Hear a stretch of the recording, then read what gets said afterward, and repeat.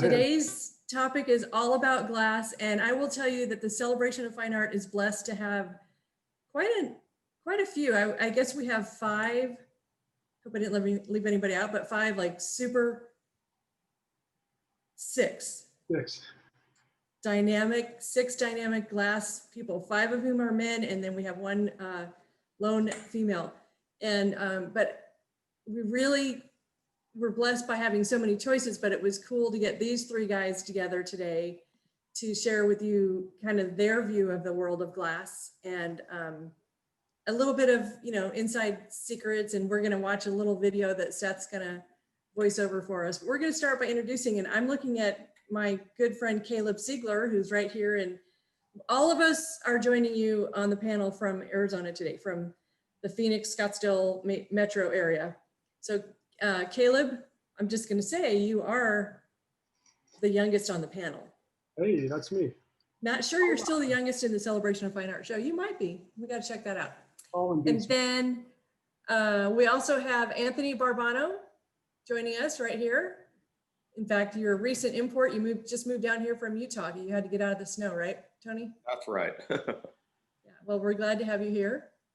And then we have also the wonderful Seth Fairweather joining us from his home out in the East Valley. So Tony, why don't we start with you and just give us a little bit of insight as to, there's so many amazing mediums that a person could select from who's got that artistic thing.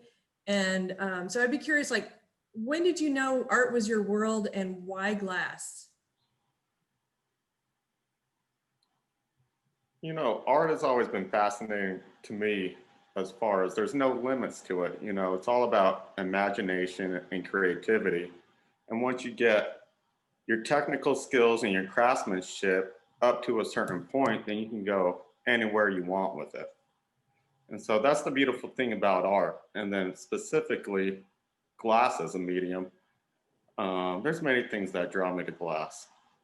Some of it is the ability to capture light and refract it or reflect it, or however you want to say that. And another thing that really pulls me to glass is the 3-dimensional aspects that you can achieve with the medium. So with glass, light's really like the second medium. It's not like glass can be on its own, but you add the light to it, you're going to pick up a whole different look and a different experience with the glass. Sure, yeah, it's mesmerizing. Yeah, and by the way, I'm wearing an Anthony Barbano glass pendant with the opal in it, and we're going to talk about that a little bit more later, but nothing makes me happier than being able to wear art. So thanks for making that, Tony. All right, let's jump over to Seth Fairweather, who I think had a different trajectory in mind for a career, and then kind of did a pivot and landed in the world of glass and has no fear. So tell us a little bit about your background, Seth, and why glass? I started college and I was pre-med. I was going to go into some sort of surgery, and I had an art requirement that I had to fill. So the school I went to happened to have a glass blowing program, and I talked to the professor and got in and never looked back. It was everything just clicked for me, and it was all I wanted to do from there on. So I transferred to an art school and never looked back. That's awesome. Do you think, which is more stressful, being a surgeon or a glass artist? I mean, I could say being a glass artist, but people don't die if I screw up. So, I mean, probably having someone's life on the table is more stressful. I'd be a little more sociopathic if I was a surgeon. You have to just connect from that and just like, yeah, they died. Oh, well. I'm kind of like that with glass now. Like, yeah, it cracked. But instead of, I mean, I can't take a dead body and turn it into something else. I can take a broken piece of glass and turn it into something else. So you definitely made a good career choice. Yeah. At least for this country, yes. We have lots. You'll find as we go through this that Seth has a very fabulously awesome, dry sense of humor. And that's one of the reasons I love him. besides his talent. All right, so let's jump over to my friend Caleb and tell us, Caleb, for you, I know there's a backstory of, your juvenile delinquency and how you ended up here. So let's hear about that. Yeah, so the best way to put it, which is kind of a immature way to get started, I was just a huge pyro when I was a kid. I loved fire. I got suspended for selling homemade fireworks in 9th grade. I would heat up metal in the garage at my parents' house with a blowtorch and try to bend it. I hadn't yet discovered glass at that point. And then I saw it being done live somewhere, and I just said, wow, that looks like a lot of fun. And I get to play with fire. And then that Christmas, I had a, $75 glass blowing setup, which was the cheapest of the cheap. And I was just addicted. I was hooked. I was doing it every day after school, not doing my homework. And I've been doing it pretty much every day since. That's awesome. Yeah. That's great. And one thing about all three of you is glass is your primary medium that you are known for and that you work with, but each of you also do incorporate other media. So you're both glass, all of you are both glass artists and mixed media as well. And I think I saw over Tony's shoulder a piece I'd love to have you talk about, Tony, that I think is your copper and the glass pillars behind you. And is that other piece cast glass? Let's see, where are we looking at? Yeah, so, yep, he's moving. Yeah, let's see if we can get a better look at that, huh? So what we may not see, except for we're gonna see a demo of Seth's, we may not see any of these guys with their torches on today because we didn't want to melt their laptops with them doing a torch demo, or is that a torch flame? I just saw. That's a light bulb. Okay, all right, so Tony, could you share a little bit about, the composition of this piece and also what went into putting this together? So these rods, they come from the factory this way. So I cut them all the length, and then I used the lapidary wheel to finish the tips. And then once I had it all bundled, then I electroformed copper over the glass and then gold plated over the top of the copper. And my idea behind it was similar to Emerald City from the Wizard of Oz. I was just trying to capture as much light in one piece as I can. And so when you got like a piece like Ryan Schmidt stainless steel reflecting onto this, it really lights it up real nice. And how did you do the tops of it with a lapidary tool? Yeah, a lapidary wheel, a flat lap. Okay. That's a cold working piece of equipment. So did this combine both the lamp work and the cold work, or? This is just all cold working. There was no heat applied to this piece. Oh, interesting. Interesting. Okay. How about getting the gold overlay on that? So that's in a acid bath. I'll first grow the copper to it. So I'll paint the copper onto the glass wherever I want it to grow. And then I'll put the piece in between two copper plates and run it through a rectifier. And then the copper will be pulled off of the copper plates and it'll deposit onto the piece wherever I painted the copper paint. And so then I have a layer of copper built, and then it's a quick dip into the 24 karat gold tank to plate it. Wow. Very cool. So while we're with you, I would also love to have you talk a little bit about how you do this method of, my Barbano pendant here. Because it's very unique, and it's both lampwork glass and then there's an opal floating inside of it. Can you tell, like, when at first I said to somebody, that's not really an opal, it's just glass that looks like opal, and you said no, it's really opal. So yeah, there's a few stones that aren't compatible with glass. Another one other than opal is Moldavite, and Moldavite came in through outer space And when it went through the Earth's atmosphere, it got so hot that it can tolerate the high temperatures of molten glass. So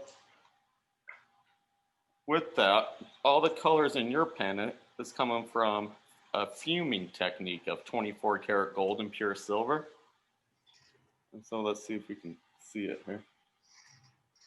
See, this orange is gold, and it's a physical vapor deposition of gold. So I'm not taking like a raw oxide. It's a vapor that is blown into the piece to get the orange. And then the white would be silver. Ooh, pretty. And then when you combine the gold and silver, you can get greens and yellows and teals. And So that's more like what I have. Yeah. yeah, And you do this with the blown glass technique, right. which we can't really do without melting your laptop, but that would be an open flame in front of you. You heat the glass. You want to tell a little bit about how that works?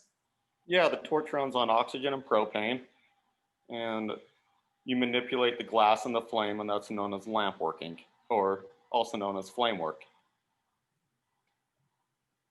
I'll go Very light my good. torch if you want to see. Oh, you got your torch? Okay, well, we will do that. We will definitely do that. I'm not gonna make anything, but I'll show you some fire. Okay, and just so you know, this is one of Caleb's pieces that's in our collection that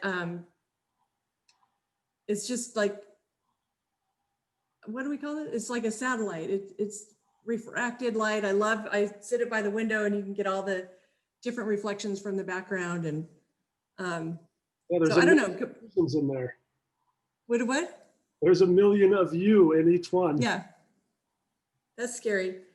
So yeah, you're set up right there to show us what the torch does, and Okay, I'll you can also talk about some of the other things you've got in your studio. But I'll see it from here. okay.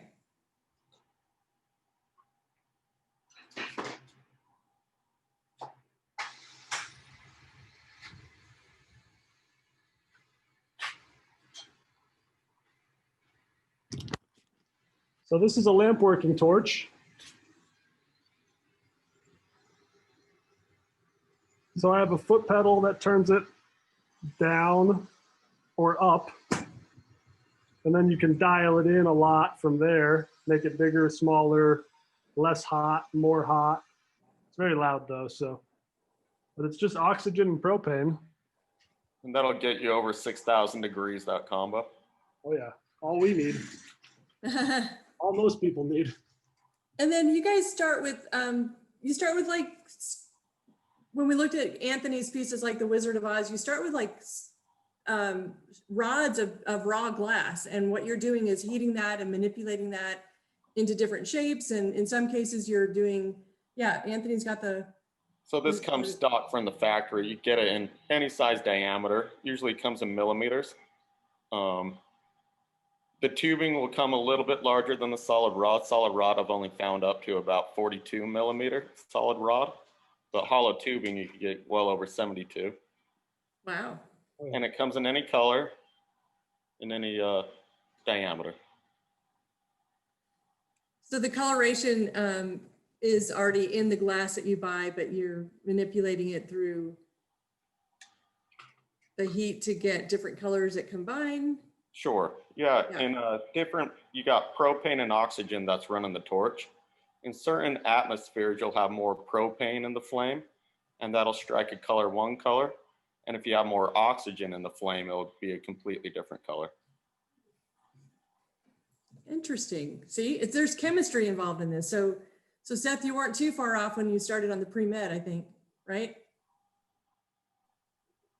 Seth, A lot of similarities. Similarities, okay.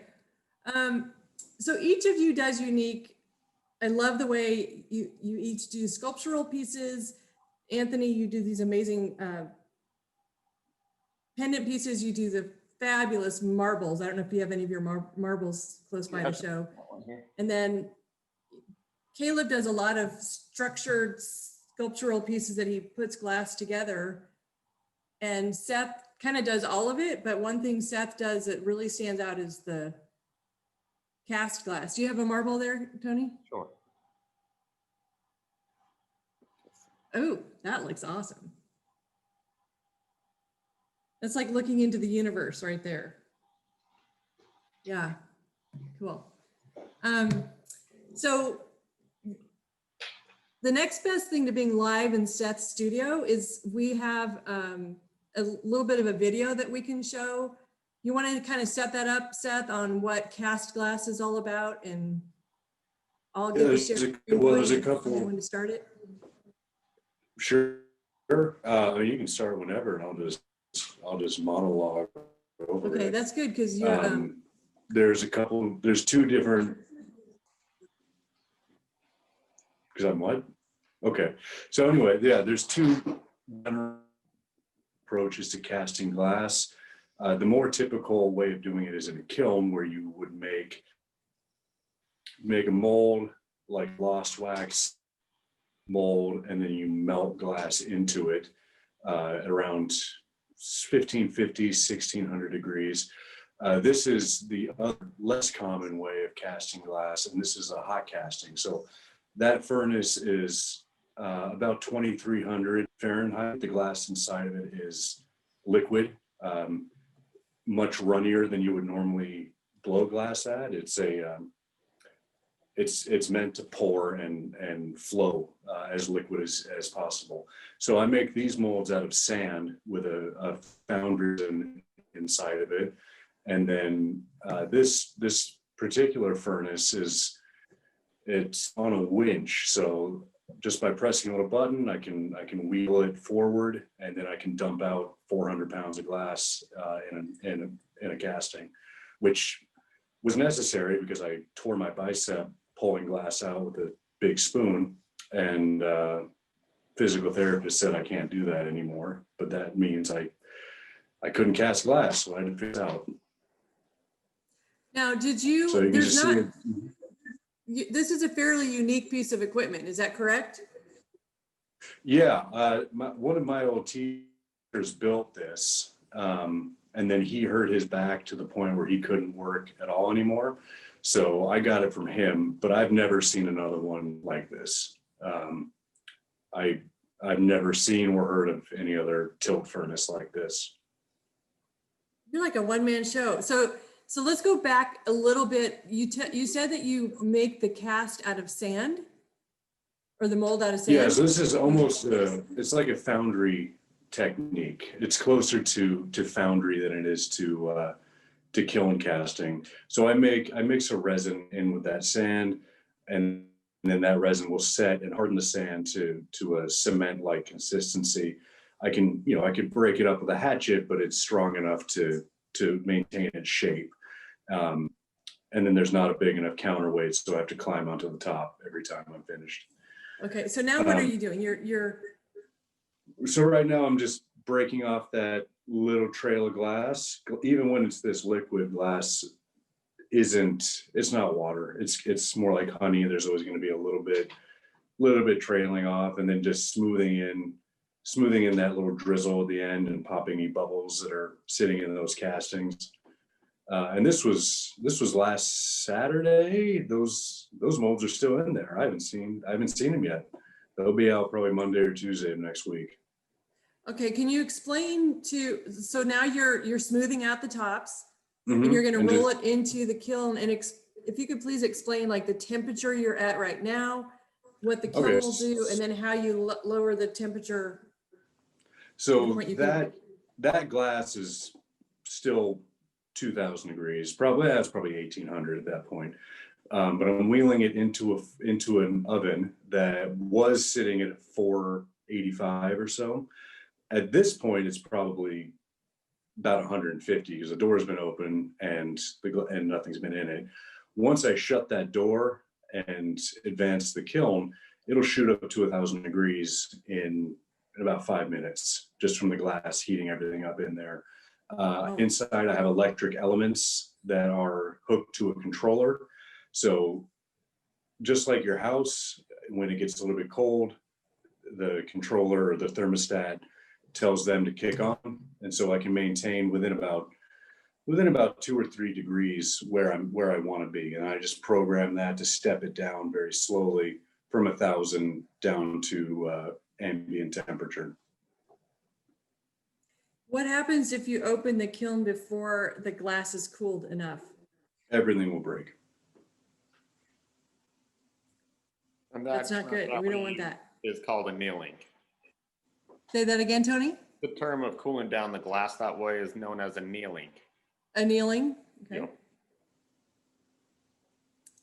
So how do you know how long it will take? Is it based on the size of the piece? It has to do with thickness.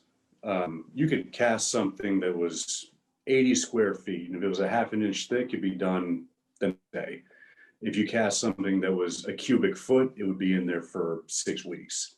It just has to do with how thick the casting is. Okay. And it's exponential. The thicker it is, your time increases more than double the thickness each time. If that makes any sense. I might have said that wrong. But it's No, So that makes half inch to 1 inch isn't double, it's more like quadruple. And yeah, then 1 inch to 2 inch is again 4 times as long.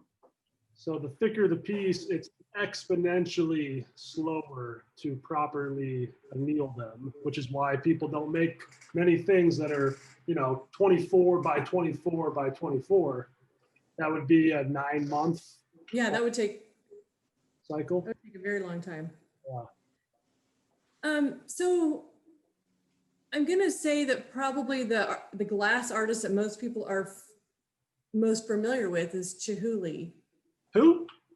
That's because they haven't met you guys yet, but Chihuly, many of his pieces, if not most, are assembling of individual pieces of blown glass and then assembled.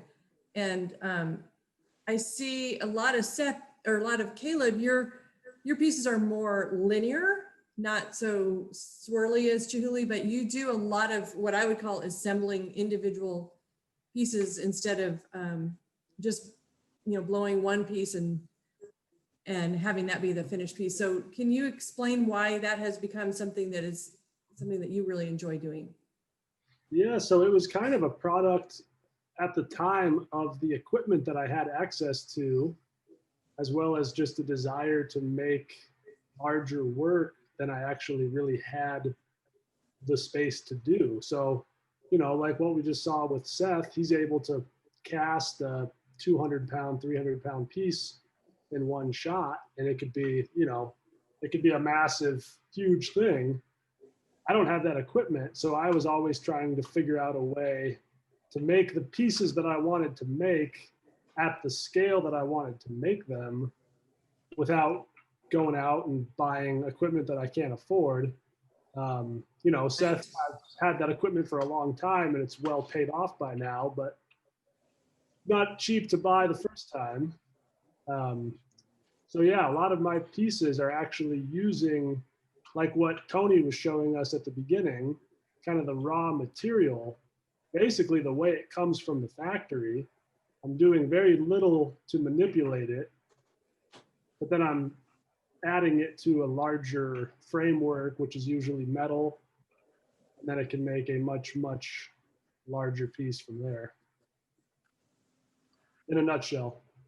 So let's talk about what's behind you on the work table over there. Yeah, should we go into action mode? Yeah. So this is pretty much the only thing that I have that's not impossible to move. This was a little bottle that I brought out to show you. That was just, something else I had to showcase that I can pick up with one hand.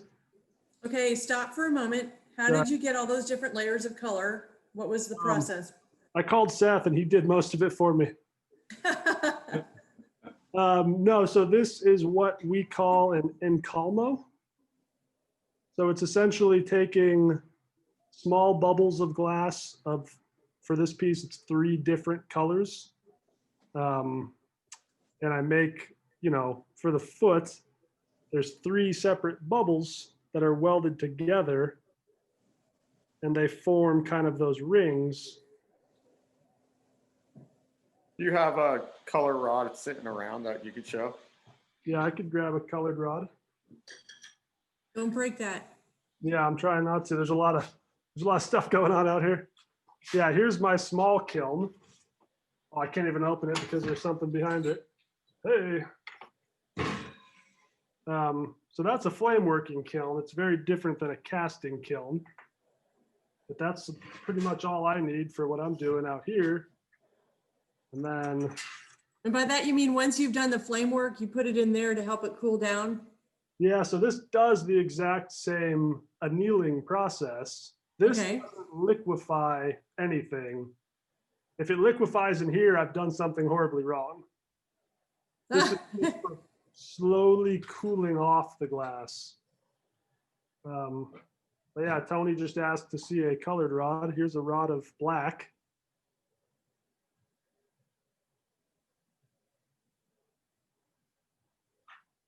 So I can take multiple pieces of glass like that and make separate components and then basically stack them together to give that kind of ringed effect. And then this is a new piece I'm working on. It's not done. It's not going to be silver when it's done. There's not going to be black lines here. That's Sharpie marker. I don't know if you guys can see that or not. But yeah, this was kind of something I had an idea for. I wasn't originally intending for the extra 2 inches right here. That was almost not part of the piece. And then I was doing a few sketches and I really liked the kind of cantilevered effect. Yeah, I like that too. So yeah, this is a casting. It's just done a different way than what we just saw Seth do. This is all done with electricity in a kiln, not a big thing that pours the glass out. But yeah. But was that was poured into a mold that you created? Yes, but a very different way. Basically, you have a mold sitting down here, and then on top of the mold, you have a terracotta flower pot with a hole in the bottom of the flower pot. And you put your glass in that terracotta flower pot, turn on the oven, it gets up to temperature, and then the glass flows down that hole into your mold underneath. So it's very similar in practice. I just couldn't do a 400-pound piece at once in the same way that Seth can because his is already melted. Okay, so is that Terracotta Pot a Caleb special or is that a fairly, Oh, that's a Seth special. okay. I taught them everything. I didn't know if that know was like a that. commonly used piece of equipment in glass. So this is a very, very, very simple mold. The end product of this mold would be the cavity, which is an 8-inch circle, 2 inches thick. So the glass fills in the void. This is plaster. This is a one-time use plaster mold. And then this will make something for that piece.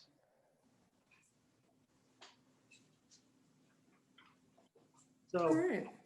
that's my story. So that's similar to like the lost wax casting technique of bronze, only it's with glass.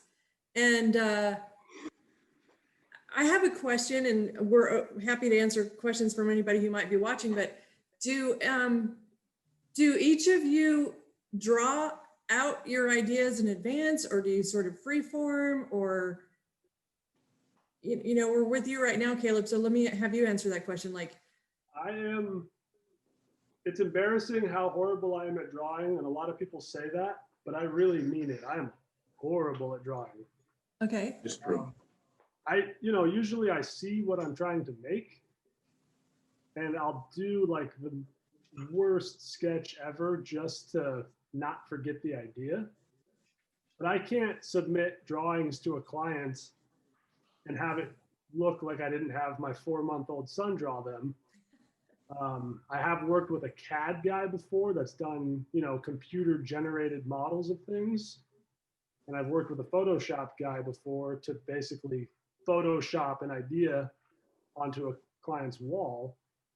But yeah, I usually just see it in my head, and then I work better with physical things behind me or in front of me to, I manipulate it. think I think when we ask a lot of our 3D people that, a lot of our 3D artists, they think in 3D, therefore sketching is not easy. It doesn't come easy to them, or drawing. Seth's good at everything. Seth's a great artist. Oh, thank you. I'm blushing now. Yeah. It's not just welding burn. So, Tony, how about you? Do you sketch out in advance, or do you see it in your head and create it? I 3D sketch. So I'm better at sculpting than I am drawing on a two-dimensional plane. If I can sculpt out of clay, for some reason, I'm better at that than drawing. So you might work on the composition in something like clay that you can smash and redo before you actually put the glass together. Yeah, I'd much rather sculpt with clay, or I would say sketching, but within a 3D medium rather than ink or pencil. Yeah. Well, that makes sense. And I know all of you also have done or will do commission pieces if you have a client who wants something specific. And I think for me, in the world of glass, you wouldn't want it to be like super, super specific, because glass sometimes, is part of the process of creating with you. It may not come out exactly to a parameter, but you each do work in commissions for people who need specific things. And right behind you, Tony, is also something I think last year was the first year I saw him, which is a gorgeous blow up of your glass work on aluminum. Correct. For a wall piece right behind you. Do you want to? Right. So yeah, that was the marble that I showed. The marble's maybe 3 inches tops. Yeah. And so it's interesting to make something on a micro scale and then blow it up to a macro scale. It's amazing what you can achieve on that level. And for some of it, there's so much work that goes into that small diameter piece. And if you don't have something to show with it, a lot of time people will just walk by. And to blow it up on that level, it's a very technical photographing process to be able to achieve taking an image from that small and blowing it up to that scale. And there's something that's really interesting that goes on with that. Yeah. Well, that's kind of a perfect segue that as people might be able to see, it's a little bit challenging sometimes to hold up to our little computer screens to show people what the finished products look like. So Beth, we put together a folder that has really good quality photographs, and we're going to just kind of walk through those. And Anthony, like as we go through, if you each want to share a little bit about, this is one of Anthony's gorgeous pendant pieces. You want to talk about that, Anthony? Sure. So the inside of that piece is blown with the gold and the silver, and then the outer texture that you're seeing, that's called Frit. Frit is crushed up glass. So in pretty. A granular form. So once I get the image blown on the inside of the piece, I fully encase it with Frit. And then once it's cooled down, then I'll cut it open with a wet saw and then polish it on the lapidary wheel to give that clear window. So you're getting all that depth that way. Now I'm going to ask you a question. That Frit, is that something you buy, or do you just save anything that you break? You can make your own Frit. Seth in a soft class, which was furnace work, a lot of the soft class workers will create their own Frit. They'll break up colored and then into small pieces and work it that way. And lamp working, most of the Frit comes straight from the factory. All right. Now, this piece that we're looking at, I know it's like... That's the opal in the middle, and then the orange underneath the opal is the gold, and then the white on top is silver fume. Can you tell them how you get that opal in the middle? The gold and silver mixing. How does the opal end up in the middle? The first part of encasing an opal would get you get a clear tubing about the same diameter as a straw. You'd close off the bottom of that tubing, and you would drop the opal down the tube. And then once you got the opal down at the bottom of that tube, you put it in the flame and the glass will form around the opal. And then once you got that opal encased in glass, then you can blow another bubble, attach the opal wherever you want, and do your other artwork around it, and then sink that in. All right, we had a question. Is it a dot work pendant? That's a Every dot. dot applied by hand in molten One at a glass. time, yeah. So I'll once I get the opal on, then I'll fume on the gold and the silver, which is the physical fuming. We'll just call it fuming for now. Of the gold and the silver, which puts the vapors or the fumes onto the bubble. And then I'll go in with a clear rod of glass and I'll trap those fumes one at a time. Wow. So we like to make these, and all of the colors are from metal. Elizabeth, who's Tony's wife, adds. We do our best to make these as informative as possible, but there's nothing that's going to replace when you all get to come see the Celebration of Fine Art live in person come January. And we'll be doing lots of Facebook Lives from there as well of the actual processes. So Tony's work is, to me, it's just mesmerizing. I walk by there and I pick up, well, maybe I don't pick them up. It's not recommended. I look at his marbles and it's like you can see the whole entire universe inside one of his marble pieces. And it's just absolutely fascinating to me. So that's where a lot of my inspiration is coming from, is deep shots from Hubble. Yep. It's interesting, you know, with a painting, you start out with a white canvas. With glass, you're starting out with clear. And so everything you do to clear a clear canvas, in the case of the space marbles, you know, I'm using 24 karat gold, I'm using pure silver. I'm trying to use the finest elements on the planet to mix into this clear canvas to create the heavens and the cosmos, and to, I guess, pay homage that way. Fantastic. That's awesome. Thank you for sharing. And I think the next image is going to be one of Seth's. And this is a cool process of photo transfer. And I'm guessing that's cast glass, but I think That's actually, Seth will that's tell us. blown. Those, Oh, it's blown. those are blown, yeah. Yeah. This one, we don't have quite the detail, but can you go ahead and go back to that one? You did a series of these, right? With the sort of Yeah, opaque glass. I've played around with these, sandblasted clear glass, and then transferred photos of landscapes onto those. I like them as a cylinder. I've tried them as panels before. I've done them on just kind of vessels, but I think my favorite are these cylinders. And the sand blasting is after it's blown? Yes, I blow these in clear, and then once they come out of the oven and they're cool, then I'll cut them, grind them, and then sandblast them. Just shoot sand at them until they're all opaque. Because there's no other way, I would guess, to have a clear thing be opaque other than to add texture, basically, unless you mix it Basically, yeah. It's like beach glass. It's like when you find a piece of glass on the beach and it's all kind of soft and matte. It's not shiny anymore. It's the same process, just done by hand rather than tossing a tube in the ocean for a year and hoping for the best. I love it. I love sea glass. One of my favorite things. Susan, My here's an sister. example of, Okay. can you see that? Oh, wait, Caleb. That's a piece of clear glass, but right there, I didn't sandblast, and everything else is sandblasted. Okay. So that's kind of, you know, it's crystal clear, and then you hit it with abrasive and it just scuffs up the surface. Awesome. Okay, thank you for that. Okay, the next image we have is one of my favorites, and I wanted it and was too slow, and some wonderful client of ours up in Sedona owns this.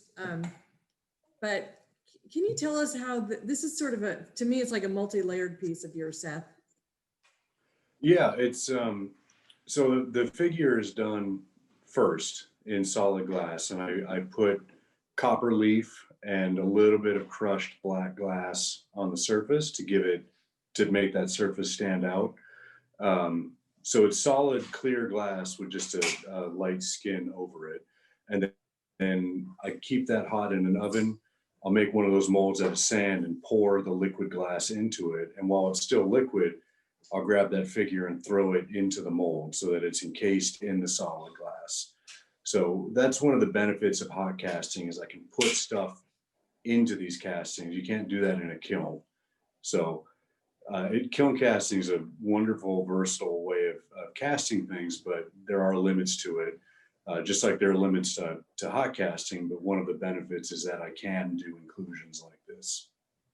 So you can manipulate it in different ways. While it's still liquid. Yeah.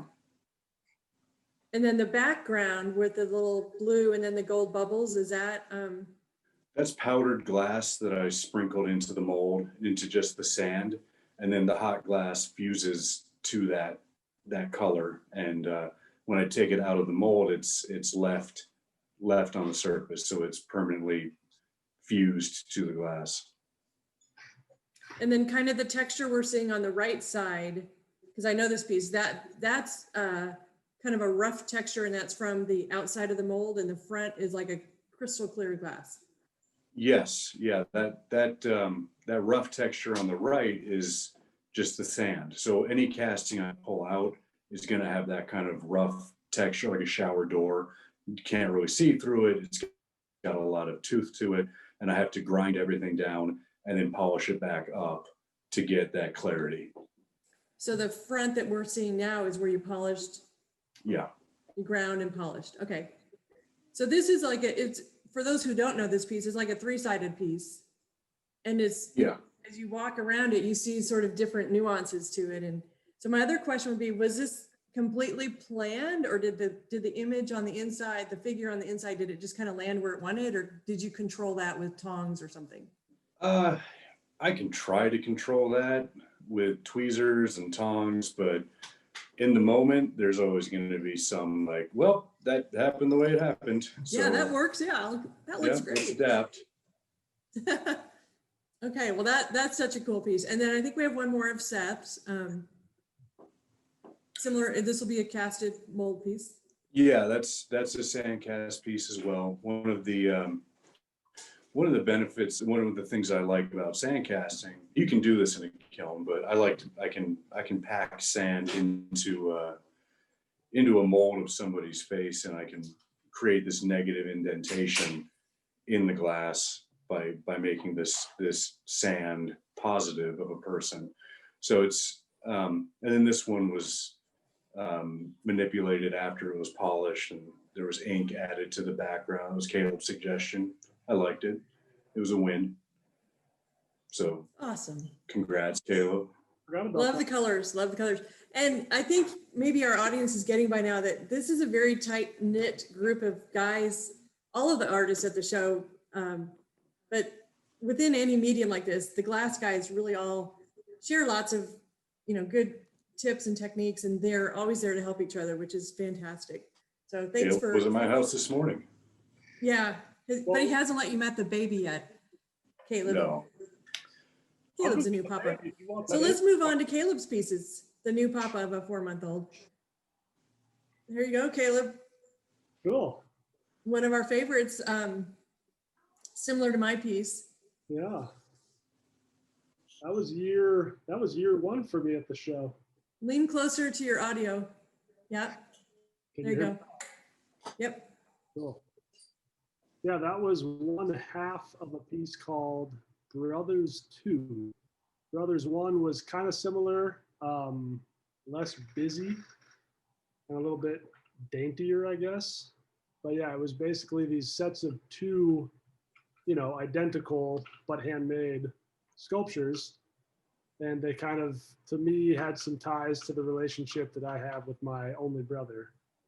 Nice. Yeah, and that's all flame worked. So the torch behind me. Right. and the same type of glass that Anthony uses. So you can see it starts out as straight rods of glass, but then I'm rounding out the end, kind of the same way that Anthony makes marbles. And then I'm basically fusing all these components together, which for that piece was about a 3-day process, probably.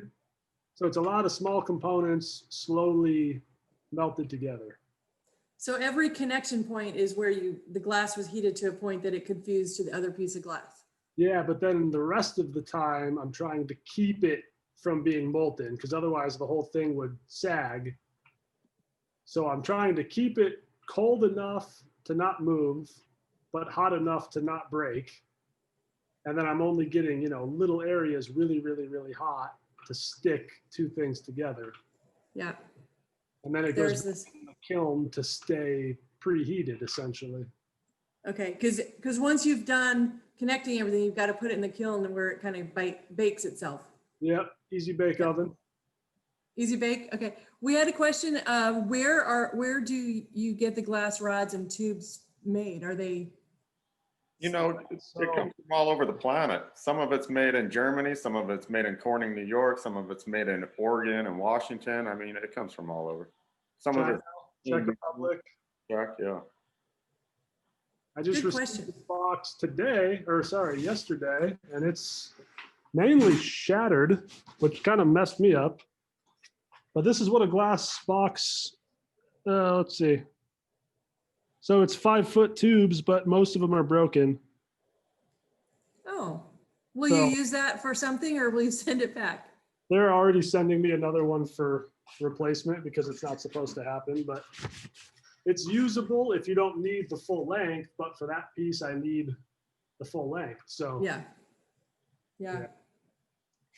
The hazards of glass. Okay, is there one more of Caleb's or so? I sure hope so. This is fun.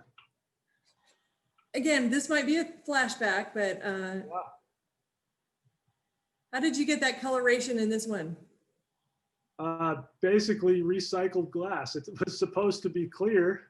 That was a piece that I actually made while I was taking a class with the mighty Seth Fairweather. Oh, no. You were taking it from me. What did I say? With you? From you, yeah. Yeah. That's the type of glass blowing that I don't have the equipment to do. So I was taking this class from Seth Fairweather. And yeah, basically that was probably, a paperweight about that big. Yep. Each one of the big bubbles was super intentional. I basically, made hollow little Christmas ornaments, and then I stuck them all together, and then I dipped that into a furnace, and I covered all of them with solid glass. So bubbly glass is generally, people think bubbles are defects, not really the case. But with this piece, I wanted it to have these massive, the bubbles are that big. But yeah, just kind of cool optics, super simple, but also fairly technical to not, collapse the bubbles. So. Yeah. Nice. And then I love it. I love bubbles. Oh, okay. Then we have our, Talking. That's the happiness molecule, which is the worst name for a piece ever, but I stuck with it. It's blown glass filled with pure candy, sugar, food coloring, sprinkles. sprinkles. Yep. Yeah. Which one of those pockets filled up first? I can't, I'm trying to point at my screen like you guys can see it, but you can't, obviously. So if you flip it upside down completely, that's where I fill it from. You can kind of see there's a little clear marble on the very bottom. And that's what I actually plugged it with when I was done. But yeah, basically the sprinkles do not go where you think they're going to go. And it's multiple hours to fill that thing properly. It's a lot of, shaking, turning, shaking, turning the other way, shaking, add more sprinkles. Yeah. It was a bit of a which came first. Pierre also asked, would there be a benefit to having a relationship with a glass manufacturer to collaborate on having new forms of glass fabricated? And one other question, when you use more than one piece of glass, does it have to be the same COE? Yes. Definitely. Good questions. Yeah. So 90. Tell us what that means, Caleb. Sorry. Coefficient of expansion is what a COE is. So pretty much all elements, metals, glass, etc., have some type of COE. So it's how much, in its room temperature state, if it's this big, when it gets hot, it might be this big. It's how much it expands and contracts under certain temperature ranges. And if you mix two different types of glass together, and then you try to anneal them in the kiln, they're cooling off at the same rate, but they're contracting at different rates, and they'll break. So they don't like each other. They do not play well together. It's like mixing oil and water. Okay. Yeah, it's pretty much a recipe for failure. Interesting. Good. So Coefficient of expansion. coefficient of expansion. I love that. Okay. And so Very technical. Seth uses a lot of soft glass. It has what is it, Seth? Like a 130 COE? No, it's a 96. Is it a 96? Yeah. So with the soft glass, you have a lot longer to work with the glass once it's hot, where a borosilicate's at a 33 COE, it'll cool down much faster. You have much less time to work the piece before you have to reheat it. And how do you know what the COE is? Is it when you putting your order in, you know exactly what, is that part of the description of the glass shards that you're ordering, or? Very much so. Generally, yeah. Yeah. All of the glass that I buy for the flame working, that's all 33 COE, borosilicate Pyrex glass. And if they accidentally sent me something else, it would ruin my day. So they don't do that. Yeah. What about the island of Murano? Anybody know that story? We've all been there. Yeah. Mm-hmm. How was it? Was that like amazing? It's magical. It was. None of us What's were it at the same time, though. No, Oh. I don't think so. And didn't one of you study at the Corning? I worked there. Oh, you worked there. Okay. Well, that was pretty impressive. I'm an impressive person. Yes, you are. Yes, you are. Well, didn't the whole island of Murano glass come about because they wanted to get them out of the town because they started the town on fire once? So Yeah, they they shipped just them all off to the assumed that- island? Right. Yeah, they just assumed eventually they were going to burn everything down, and stuff caught on fire all the time. So they just said, Yeah. just put them all over here. But the cool part is that you couldn't leave. If you learned how to blow glass, you weren't allowed to leave Murano because you couldn't take the secrets with you unless you let them cut off your hands. Then you could leave. I guess you'd stay then. Yeah, I mean, it makes sense. Well, But so glass far blowers were loyalty. So far, we haven't Right. sequestered all of you on an island yet, but we'll keep that in mind. But wait, if Pleasant have an island? a glass island, No, Lake Mhm. Pleasant. I think it would be made out of sand, actually. Maybe Lake Saguaro, Bartlett Lake. Yeah, yeah. Lake Yeah. Pleasant. I think Lake Pleasant would be the right fit for you guys, since you're also pleasant. I'd love to see if we have any other questions from our viewers today. And otherwise, oh, this is for Seth. Wait.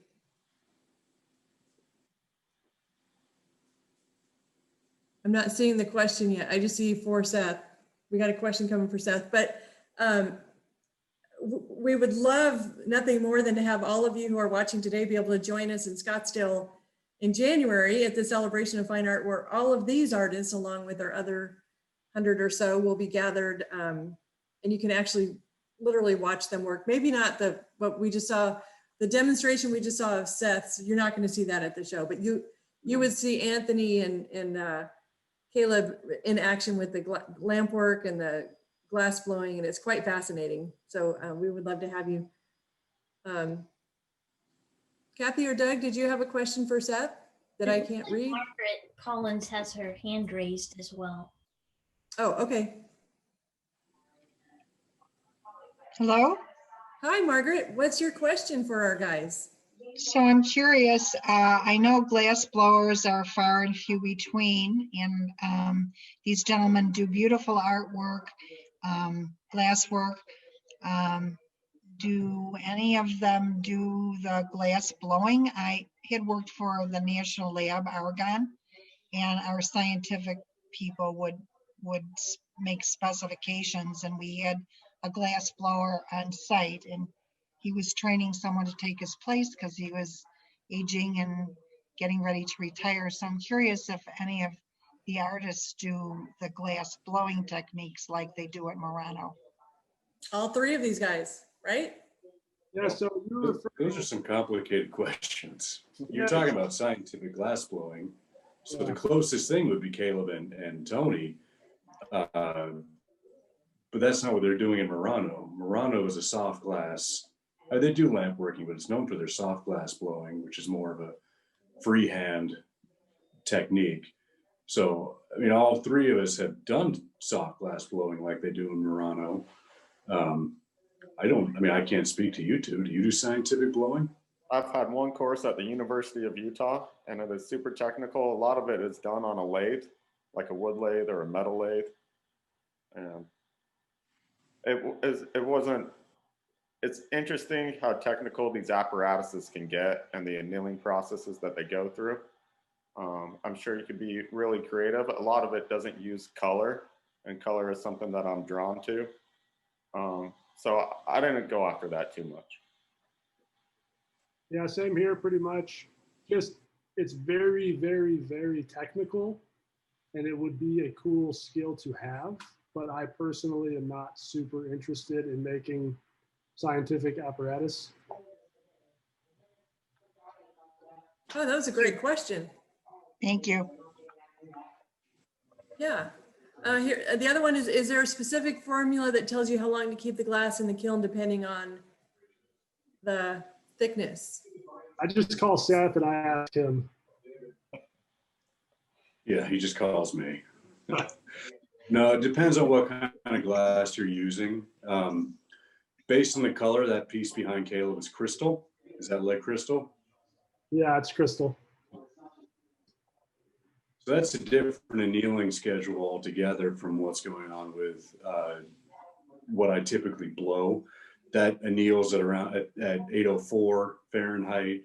I'll anneal blowing glass at 1,000 degrees Fahrenheit. So it depends on what kind of glass, depends on what kind of thickness, and each company that makes the glass will publish an annealing chart for their stuff based on their trials and their engineering.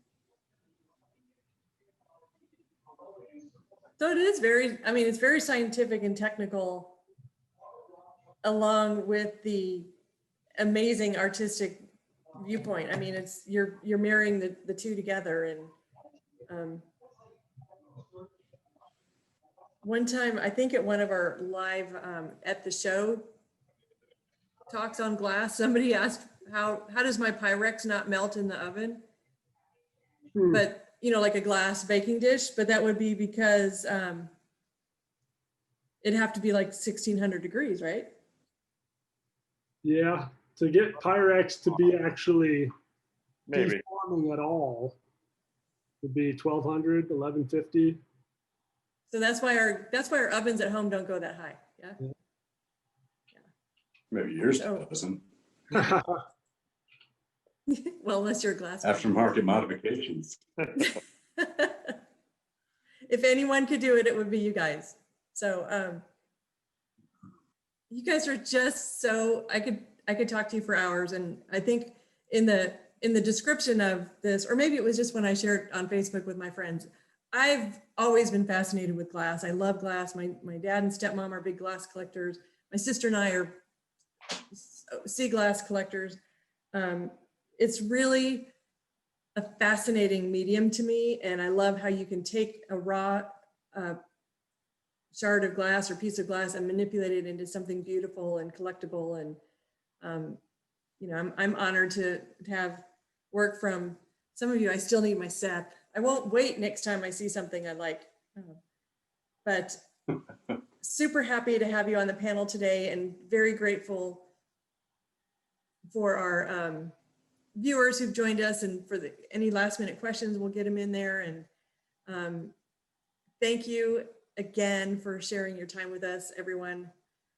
And we will have this up on our Facebook page.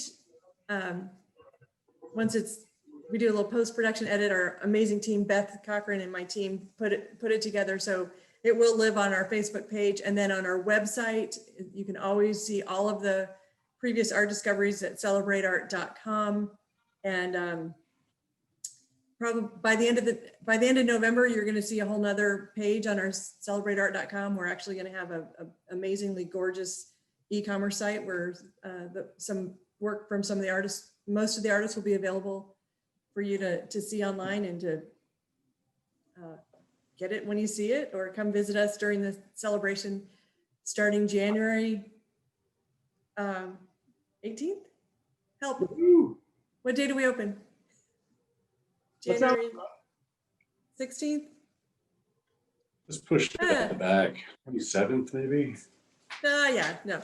I think it's January 16th or 17th or 18th. But anyway, I don't know why I don't have that information for you right at my fingertips, but I'm very engrossed with these guys. But we look forward to having you back. Our next art discovery will be November 20th, the week before Thanksgiving. And it's going to be a little bit different because it's going to be from a collector viewpoint panel. So January 16th. Thank you, Beth. Yay. So November 20th will be our next panel.